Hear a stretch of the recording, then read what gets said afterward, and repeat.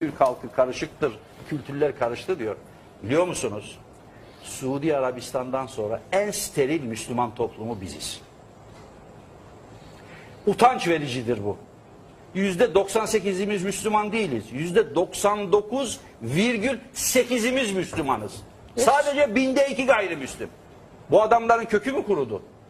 Ne oldu? Hadım mı oldular? Urfa'da İbrahim Peygamber doğmuş. Bir Musevi aile yok orada. Konya Mevlana'nın yeri. Geldi değil efendim. Nasıl kaçtıklarını bir inceleyin. Neler yapmışız onlara. Konya'da göya Mevlana'nın yeri. Efendim neymiş? Mecusi olsan da gel, bunlar palavra. Türk milleti yobazdır.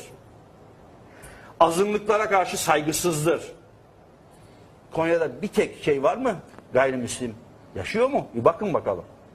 Onun için kendi kendimizi şey yapmayalım.